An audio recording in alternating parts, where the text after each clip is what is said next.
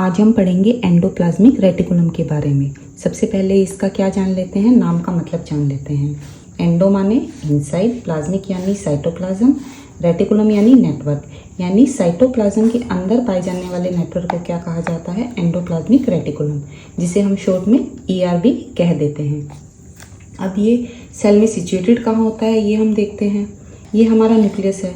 Nucleus के चारों तरफ क्या होती है, डबल लेयर मेम्ब्रेन होती है। इसी डबल लेयर मेम्ब्रेन से किसका ओरिजिन होता है, ER का ओरिजिन होता है। समझे, जो न्यूक्लियस की डबल लेयर मेम्ब्रेन है उसी से ही किसका ओरिजिन होता है, एंडोप्लाज्मिक रेटिकुलम का। अब हम देखेंगे इसका फंक्शन क्या है। आप सब जानते हैं कि हर एनिमल या हर स्पीसीज में ये रिएक्शन चलती रहती है। DNA से mRNA बनता है और mRNA से प्रोटीन बनता है। हर एनिमल का DNA स्पेसिफिक होता है, उससे स्पेसिफिक तरीके का mRNA बनेगा और उससे स्पेसिफिक तरीके से ही उसकी रिक्वायरमेंट के हिसाब से प्रोटीन बनेगा। ठीक है, प्रोटीन मतलब एंजाइम हो सकते हैं, हार्मोन हो सकते हैं, या स्ट्रक्चर, जैसे मसल्स भी तो प्रोटीन की बनी होती है।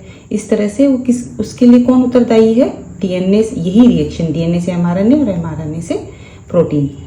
ठीक है, तो DNA से mRNA कोई भी प्रोटीन बनाना हो उसमें सबसे पहले क्या होगा, DNA से mRNA बनेगा और उस mRNA से प्रोटीन बनेगा।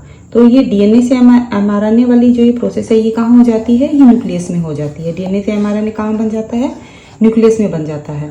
लेकिन जब आगे प्रोटीन बनाना हो तो ये mRNA कहाँ आ जाता है, ये mRNA आ जाता है न्यूक्लियस से निकल के कहाँ आ जाता है, ER पे आ जाता है। ये क्या है, ER कहाँ आ जाता है, न्यूक्लियस से निकल के ER पे आ जाता है। ER पे क्या होते हैं, राइबोसोम, और ये mRNA कहाँ अटैच हो जाते हैं, राइबोसोम पे अटैच हो जाते हैं और इसके बाद क्या बना देते हैं, प्रोटीन बना देते हैं। यानी mRNA जब तक राइबोसोम से अटैच नहीं होंगे तब तक क्या नहीं बनेगा, प्रोटीन नहीं बनेगा। और ये राइबोसोम कहाँ होते हैं, ER पे होते हैं। इसके लिए mRNA कहाँ आ जाते हैं, न्यूक्लियस से ER में आ जाते हैं। ठीक है, अब हम ये देखेंगे कि जो एंडोप्लाज्मिक रेटिकुलम है उसकी स्ट्रक्चर क्या होती है। स्ट्रक्चर के हिसाब से एंडोप्लाज्मिक रेटिकुलम के 3 टाइप्स हो सकते हैं। पहला है सिस्टर्ने, दूसरा ट्यूब्यूल्स और तीसरा है वेसाइकल्स।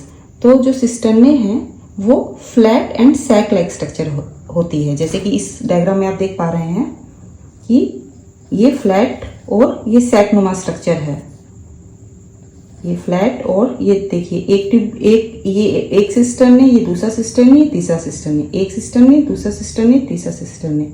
ये क्या है, फ्लैट है और इसमें सैक जैसी स्ट्रक्चर भी है। और ट्यूब्यूल्स क्या होती है, ऐसी ट्यूब्यूल्स ट्यूब लाइक स्ट्रक्चर है, लेकिन ये क्या होती है, ब्रांच्ड होती है। इनकी ब्रांचेज नहीं होंगी, सिस्टर्ने की ब्रांचेज नहीं होगी और ट्यूब्यूल्स की ब्रांचेज होंगी और ये ट्यूब जैसी स्ट्रक्चर होंगी। ठीक है, और तीसरा क्या है, वेसाइकल्स। वेसाइकल्स एक तरीके से सैक ऑफ प्रोटीन है, प्रोटीन के भरे हुए थैले हैं। जैसे कि आपकी मम्मा खाना बनाती हैं, लेकिन खाना बनाने के लिए उसको किसी कैसरोल में डालती है, टिफिन में डालती हैं आप तक पहुंचाने के लिए। तो उसी तरह से ER क्या करती है, प्रोटीन बनाने के बाद उसको इन वेसाइकल्स के अंदर भर देती है। ये जैसे टिफिन के डब्बे हुए उसी तरीके से कहाँ भर देती है, इन वेसाइकल में भरती है। बनता किस में है, बनता सिस्टर्ने में है और सिस्टर्ने से कहाँ, ये जैसे बनता जाता है वैसे वैसे वेसिकल में भरता जाता है और कहाँ पहुंचता जाता है, गोल्जी बॉडी पे जाता रहता है। Vesicle transport proteins to Golgi body from ER। तो वेसाइकल का क्या काम हो गया, प्रोटीन को कहाँ से कहाँ पहुंचाना, ER से गोल्जी बॉडी में पहुंचाना। वेसाइकल क्या करती है, प्रोटीन को ER से गोल्जी बॉडी में पहुंचाती है। अब इनके ऊपर मैंने आपको बताया राइबोसोम पाए जाते हैं।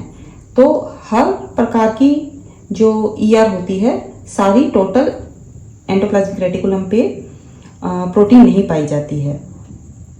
इसके आधार पर हम राइबोसोम के प्रेजेंस के आधार पर भी ER को विभाजित कर सकते हैं 2 टाइप्स में। पहला है रफ, दूसरा है स्मूथ। रफ ER किसे कहेंगे, जिसके ऊपर की राइबोसोम पाए जाएंगे। ये देखिए इसमें राइबोसोम है तो ये किस प्रकार की ER हो गई, रफ प्रकार की। और दूसरी है स्मूथ। स्मूथ कैसी, जैसे ट्यूब्यूल्स, इसके ऊपर राइबोसोम नहीं है तो ये कैसी ER हो गई, स्मूथ ER। तो रफ एंडोप्लाज्मिक रेटिकुलम का क्या एग्जाम्पल हुआ? सिस्टर्न ने। और स्मूथ एंडोप्लाज्मिक रेटिकुलम का क्या एग्जाम्पल हुआ? ट्यूब्यूल्स। जिसपे राइबोसोम पाए जाते हैं उसे कह दिया जाता है रफ एंडोप्लाज्मिक रेटिकुलम। जिसमें राइबोसोम नहीं पाए जाते, जो स्मूथ होती है, उसको कह दिया जाता है smooth endoplasmic reticulum. Smooth endoplasmic reticulum का एग्जाम्पल हो गया ट्यूब्यूल्स। रफ एंडोप्लाज्मिक रेटिकुलम का एग्जाम्पल हो गया सिस्टर्न ने। अब हम देखेंगे कि ER का फंक्शन क्या है। तो सबसे पहले देख लेते हैं रफ एंडोप्लाज्मिक रेटिकुलम का फंक्शन। रफ एंडोप्लाज्मिक रेटिकुलम पे क्या पाए जाते हैं? आपको बताया था मैंने, क्या पाए जाते हैं? राइबोसोम पाए जाते हैं। तो न्यूक्लियस में क्या बना? DNA से mRNA, और ये mRNA कहाँ आया? रफ ER पे आया, रफ एंडोप्लाज्मिक रेटिकुलम पे आया, और क्या बना? राइबोसोम की मदद से इसने क्या बनाया? DNA से mRNA और mRNA से प्रोटीन। यानी कि रफ एंडोप्लाज्मिक रेटिकुलम का क्या काम है? प्रोटीन का बनाना। रफ एंडोप्लाज्मिक रेटिकुलम का क्या काम है? प्रोटीन का बनाना, क्योंकि इस पे क्या होते हैं? रफ ER पे राइबोसोम होते हैं। ठीक है। और दूसरा क्या है फंक्शन ER का? स्मूथ एंडोप्लाज्मिक रेटिकुलम वो क्या करती है? वो लिपिड सिंथेसिस करती है। ठीक है, ये याद रखिएगा। रफ एंडोप्लाज्मिक रेटिकुलम पे राइबोसोम होते हैं, इसी कारण वहाँ प्रोटीन बनता है।